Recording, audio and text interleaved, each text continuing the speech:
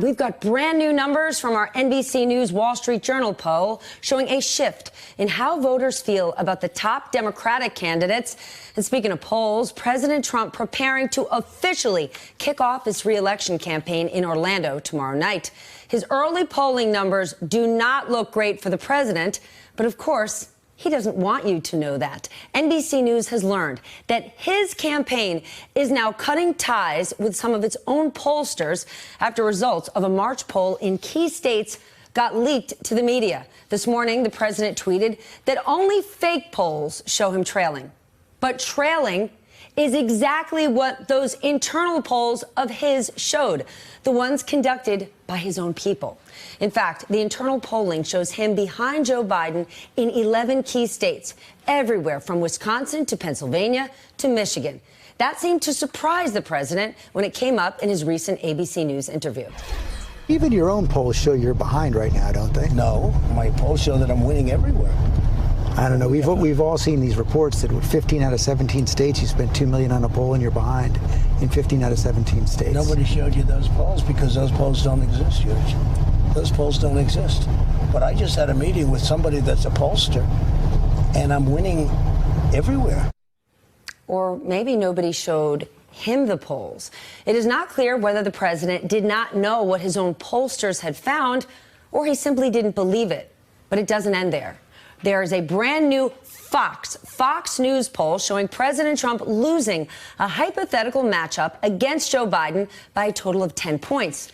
And a new NBC Wall Street Journal poll shows more than half of registered voters say they would be, quote, very uncomfortable casting a vote for President Trump next fall. We have a lot to get to. Hans Nichols is at the White House. Hans, so these numbers do not look great. Is the only thing the Trump White House is doing about it is firing their pollsters? The underlying numbers are the real issue here.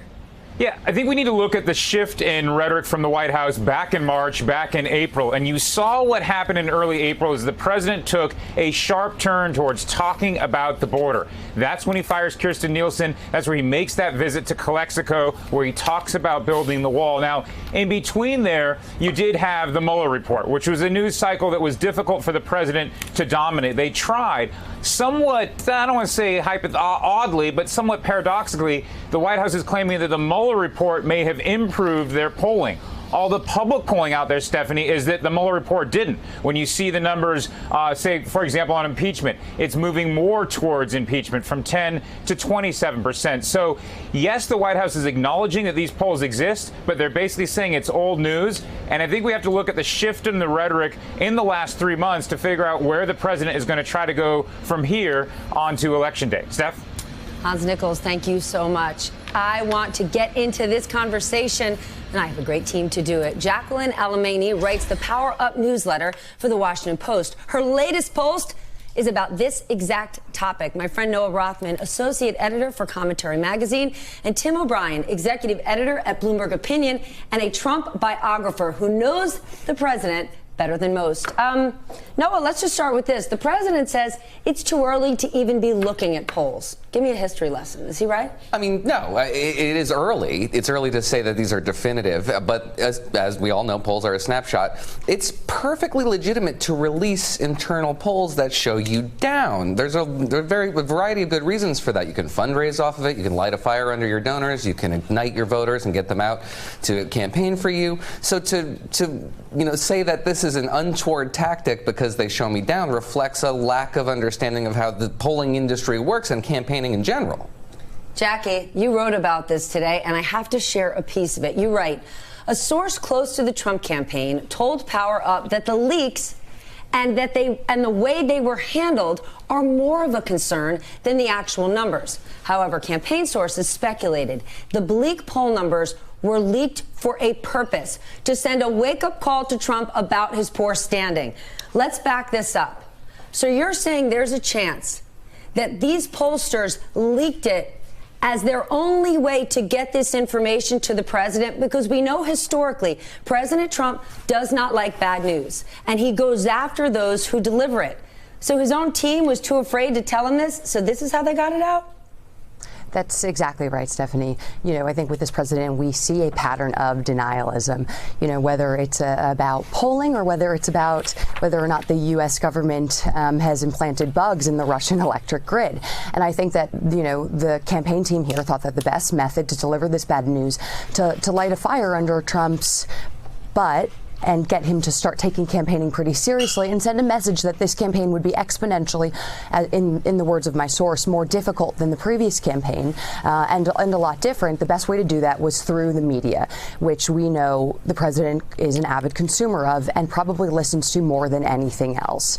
We also know that the president hates seeing any signs of weakness. And so there was also a feeling that this tactic of leaking the polls pretty much backfired, as we saw through the firing of 3 of the pollsters.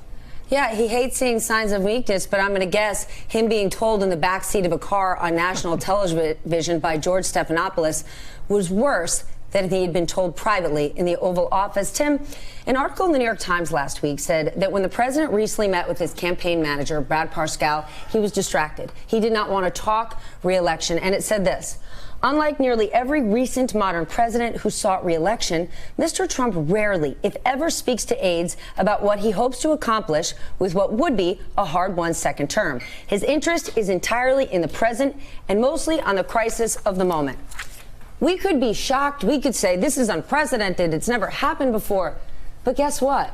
President Trump won on staying exactly in the president, and we're seeing the entire Republican Party get in line right behind the president because somehow it seems to be working for the moment. Well, I mean, there's a difference between campaigning and governing. I think Trump is a very effective messenger. He stays in the moment. He stays focused on very clear, digestible messages. But being able to do that on the campaign trail or on a stage is different than moving the wheels of government forward. And he's never been good at that in his private business. He has not been good at it in Washington. He just said during the Stephanopoulos interview that he's going to unroll a new health care plan in either a coming week, coming month, or coming 2 months. It's not clear what the time frame is. I'm sure that's sending the Republican establishment bonkers because there's no way they're going to be able to come up with a credible plan in a time frame that makes sense for this election. They already bungled that during the first term. They could not overturn Obamacare. And you're seeing all this come home to roost right now for the president. He's not a strategic thinker. He's not a mature planner. He hasn't built a strong team around him. His own team is wary of him. And when push comes to shove in moments like this, in which they have to perform around policy or perform around organizing for an election, they stumble. We've gotten no updates on an infrastructure plan that the president agreed upon with Nancy Pelosi and Chuck Schumer. Noah, I want to switch gears to a topic you're writing about today. The New York Times reporting that the U.S. is launching cyber attacks against Russia's power grid. The president, in response, said this is treasonous fake news. But if you dig into this article, the president's own national security team is not disputing the reporting. And it turns out they might not be briefing the president on these possible attacks because they're afraid he could leak it. Yes, this is both heartening and disturbing in a variety of ways. So here the notion that DOD is preparing to impose costs on Moscow in the event that they were to intervene in American elections or otherwise interfere with the American political process. That's pretty much good news. It demonstrates that they're interested in creating costs for Russia, deterring Russian actions without saying that there's some sort of kinetic military activity that would be involved in that, which is not a credible threat. At the same time, and they talked to John Bolton's office and Mike Pompeo's office, and neither of them denied it. It's suggesting that they're very much interested in communicating this to Moscow, that we're aware of what they're going to do and we're going to impose costs on you. At the same time, paragraphs 22 and 23 in the story suggested that they're not telling the commander-in-chief really about this. A, they don't have to. Legally, they have the authority now to pursue this strategy on their own. But B, the DOD isn't really all that interested in briefing the commander-in-chief of escalating operations against a peer competitor nation. That's not great news, mostly because Donald Trump is going to be president forever. These are precedents that are going to outlast this presidency, and we are ceding more authority to DOD to conduct American foreign policy, even with a semi-military dimension, without the authority of the elected commander-in-chief. That's dangerous. Okay, while this is happening, Secretary of State Mike Pompeo was asked on Fox News by Chris Wallace about the president, how about he feels about the president saying it's okay to accept foreign intelligence, foreign interference in an election. And here's what our Secretary of State said. I came on to talk about foreign policy, and I think the third time you've asked me about a Washington piece of silliness that chased down a story that is inconsistent with what I've seen President Trump do every single day. Silliness. But we just said the president's own security officials were reportedly worried about him leaking information to foreign governments, while his Secretary of State saying it is ridiculous to even talk about it. It's silly.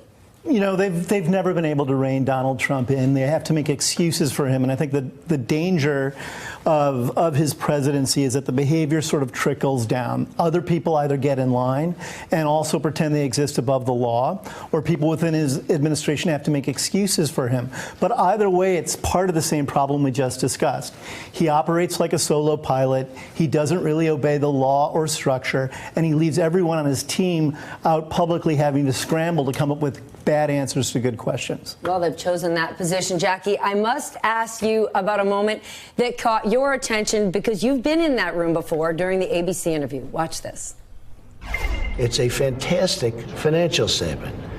And let's do that over. He's coughing in the middle of my answer. Yeah, okay. I don't like that, you know? Your chief of staff. If you're going to cough, please leave the room. Get a shot of, and I'll come over here. You just can't. Wasn't even a hack. It really sounded more like a clearing of a throat. I mean, it was Mick Mulvaney. He may have been doing it because he didn't want the president to talk about his financials. But you say you know about the president and his coughing thing.